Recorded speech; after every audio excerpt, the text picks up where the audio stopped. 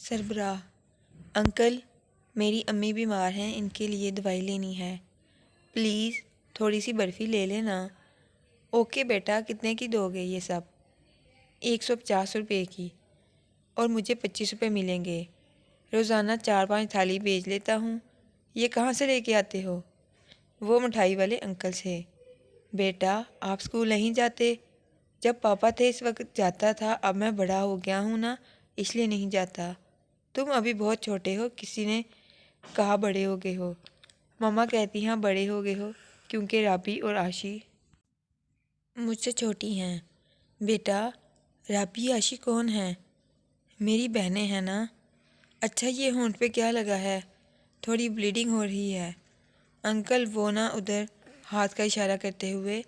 کچھ لڑکے کھڑے ہوئے تھے، مجھ سے 1 تھالی برفی کی لی، پیسے بھی نہیں دیے، جب پیسے مانگے تو مجھے مارا انہوں نے۔